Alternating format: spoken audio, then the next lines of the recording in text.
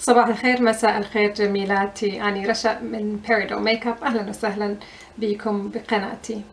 متابعيني وزبايني هواي يسألوني ليش الفاونديشن ما يقعد زين على وجههم. مرات لهم فترة يستعملون نفس الفاونديشن نفس البرايمر وما يقعد عدل.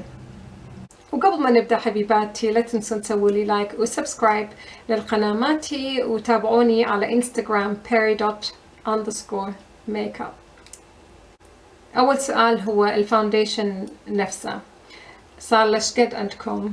صار لش قد مفتوح منتهي تاريخه أو متعرض للحرارة لمدة طويلة، فالتركيبة مالته ممكن تغيرت. المكياج بشكل عام همينة عنده تاريخ انتهاء الصلاحية، وطبعا الحرارة همينة لها دخل هواية. تحاولوا تحافظوا على بمنطقة بها في مو درجة حرارة عالية. العامل الثاني هو طبيعة أو نوعية الفاونديشن ويا نوعية البرايمر. البرايمر يجي بأشكال، يجي من النوع المرطب، وأكو نوع من الماتيفاينج، يعني المحتويات مالتهم تختلف. فمثلا الماتيفاينج غالبا ما يكون أما ووتر بيست إما سيليكون بيست، يعني المادة اللي مكونة منها أكثر شيء إما من المي أو من السيليكون. والمرطبة بشكل عام بها دهون أو مواد مرطبة.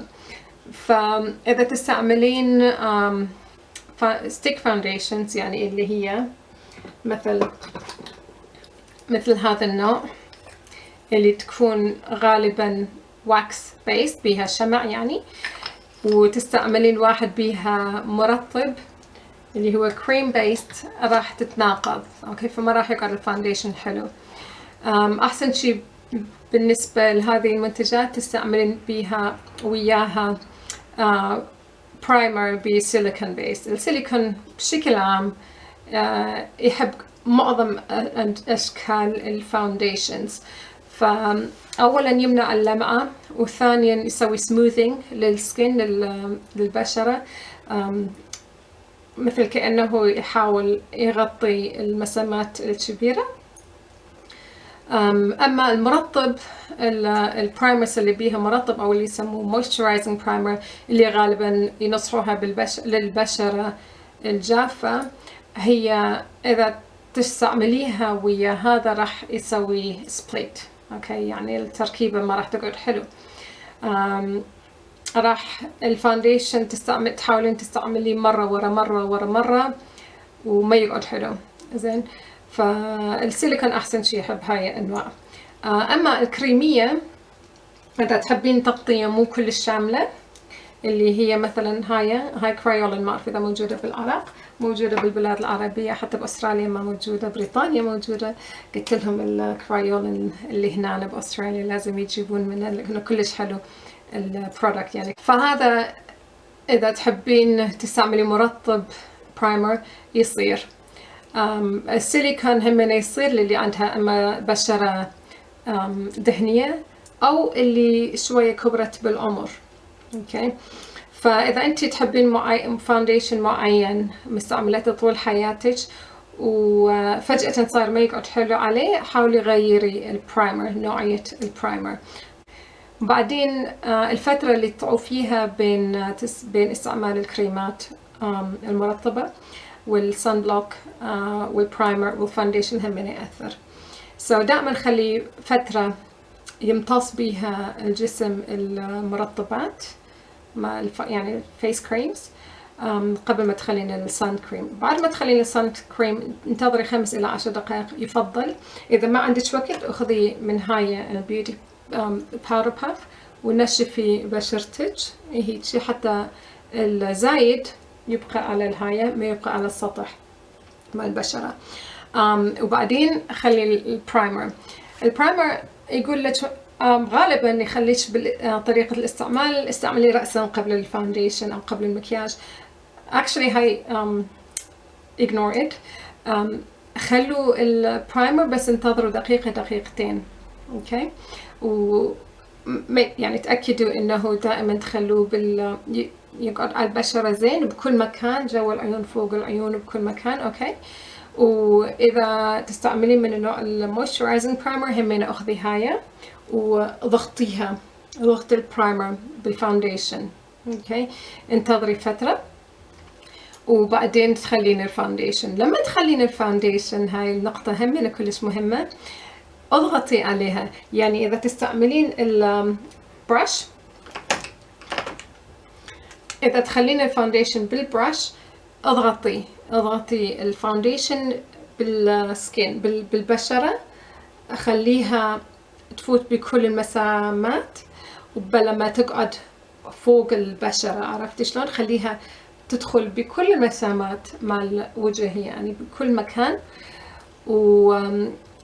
وانصح ما تسوون هيجي، لانه هاي مرات يعوفكم خطوط. اوكي، فبالضغط. اوكي، بعدين كلش بضغط خفيف كلش اذا تريدون، واذا يحتاج سوي هيك يدوب يلزم البشرة. هذا اناف، يعني يكفي انه يسوي بلندنج لكل الفاونديشن.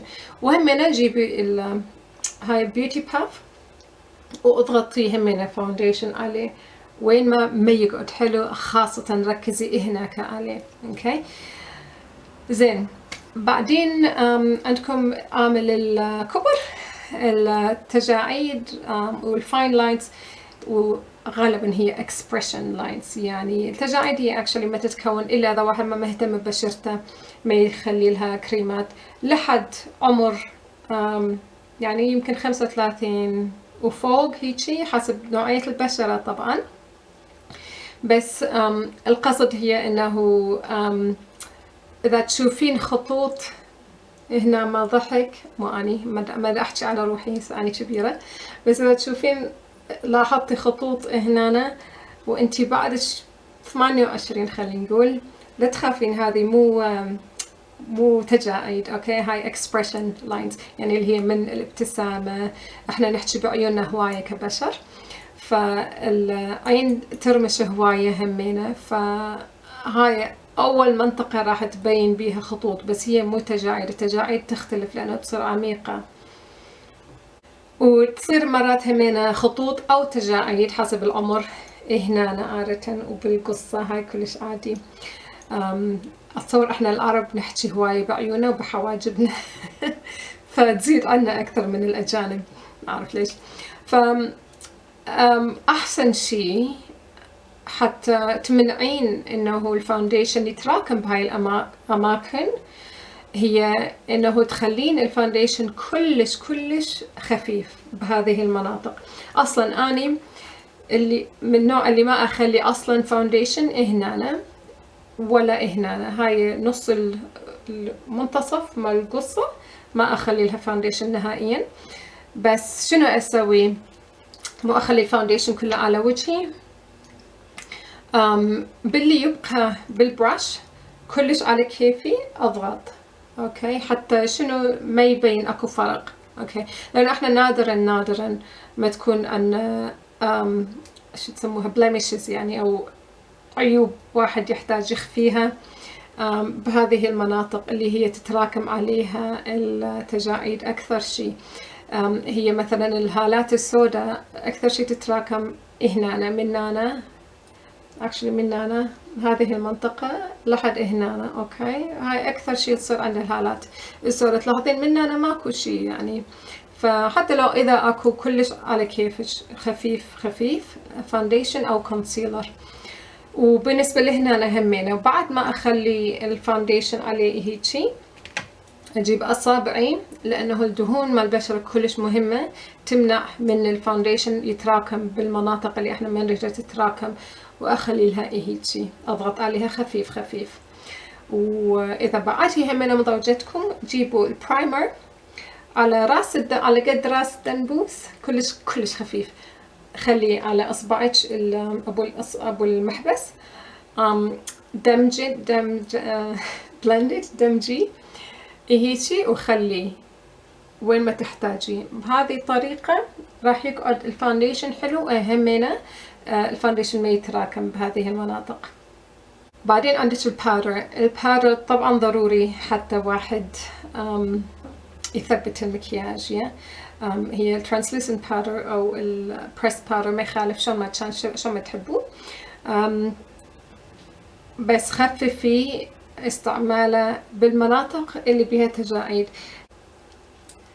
هسه الملخص هو انه تأكدي انه نوعية البرايمر تمشي ويا نوعية الفاونديشن، لانه كل واحد يعرف انه المي والزيت يتناقضون ما يندمجون سوا، فهاي التركيبة كلش ضرورية. اذا الفاونديشن ما يمشي ويا برايمر ماتش غيري، واتركي فترة بين الخطوات، السكين كير روتين والسان بلوك والبرايمر والفاونديشن. اضغطي كله كلش زين بالباودر باف، او اذا تحبين البيوتي بلندر بكيفك، اضغطيه حتى ما يقعد على السطح، وخففي من استعمال الفاونديشن والكونسيلر بالاماكن اللي عندك بيها تجاعيد.